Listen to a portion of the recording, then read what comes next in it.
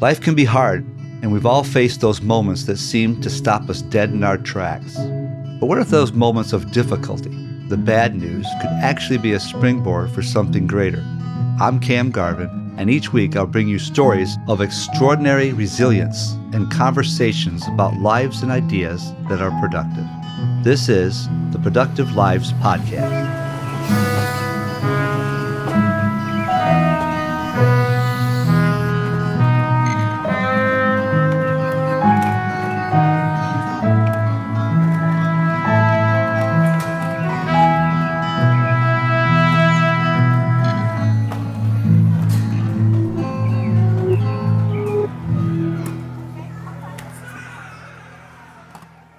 I wound up in prison, and Third Circuit Court gave me bail, which I got out. Okay. But I remained under house arrest for 28 months, All right. was ultimately convicted and sentenced to 8 years. Wow. I still would be in prison if I was convicted past 1991 because the judge, he could not deviate from the sentencing guidelines. Okay. So I was convicted prior to 91, so he could give you probation. So as a result of that, I went up at some point, I turned myself in. I did 5 years out of the 8. How old were you when you went in, buddy?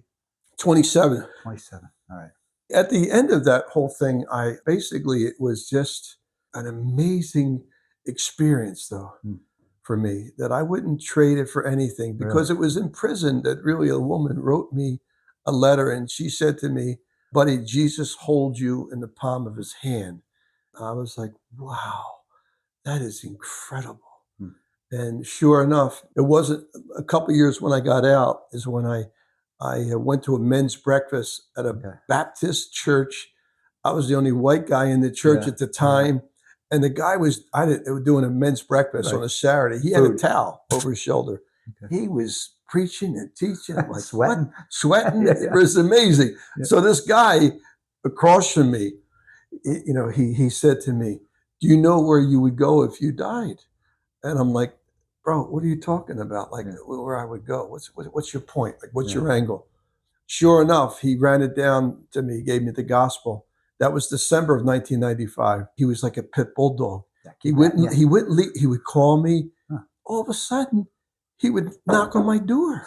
You're like, "Come on, man." Dude, he would literally knock on my door. So December 31st, 1995, at 8:30 at night, I called him. And I said, "Vern, I wanted to tell you something.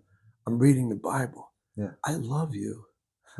I love you, man. I don't know what. Well, I love you too."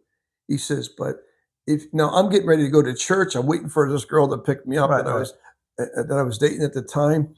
And he said, "I love you too, but it's New Year's Eve, and things can happen." I said, "Well, what do you want me to do, Vern?"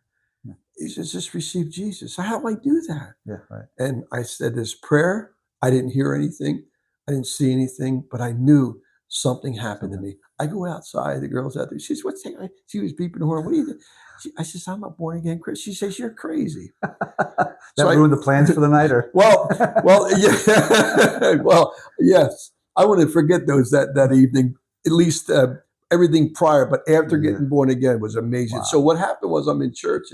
Catholic Church, St. Martin's, I think, and what happened was they would say, "Peace be with you," and also with you, and we give one another a sign of peace. I stood up. "Our Father, who art in heaven, hallowed be thy name. Thy kingdom come, thy will be done." It was amazing. Wow. What are they all saying? Like, who's this dude? I didn't care. I don't know. I don't have no memory of anybody. It's all I remember is just I had no fear, and something with. And from that point on, it's been history. 6 months later, I'm in Siberia in the prison Gulags, ministering to the kids that were locked down straight up. And the recidivism rate was 0, as opposed to 80% in this country. They wouldn't escape. If they escape, you're dead. Was this after the wall fell and all that kind of stuff?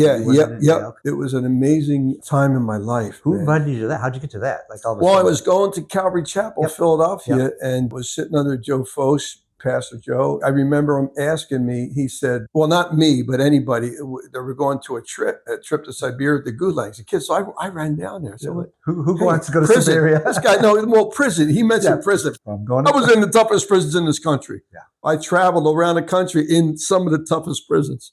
He's talking to me. But what happened with Joe, I had met him. He invited me in, so I spent several hours with him when I was a young believer. What a privilege. And I remember going into his office, and I remember him looking at me and saying, maybe one day you'll be in Kensington preaching the gospel. Yeah, I said, I remember thinking, I had no idea. I said, this guy's crazy. What are you talking about? Going back. But he actually prophesied. He did. And that was a long time ago, It was a great experience. And then when I got home from there, I started to go into the house of correction. And it takes another turn. On the next episode, Buddy recounts how his desire grew to reach young men on the street before they ended up in prison. Kids, and I asked the kids, I says, let me ask you something. Who in here spoke to you about Jesus? Was it your mom? A couple hands went up. Your grandmom? More hands went up. Your father? Not one hand went up. Wow. And that honestly infuriated me. Thank you for listening to the Productive Lives podcast. You can expect new episodes every Monday. And if you like the show, please subscribe and leave a review wherever you get your podcasts. This helps others like you find the show. The Productive Lives podcast is supported by Productive Lives, where our mission is people serving people, and our vision is to motivate people to improve their lives and the lives of others through servant living and leadership. If you want to live a productive life and help improve the lives of others, visit our website for more information, productivelives.org. The Productive Lives podcast is produced by Studio D Podcast Production and hosted by me, Cam Garvin. I'll see you next week for more stories of resilience and conversations about lives and ideas that are productive.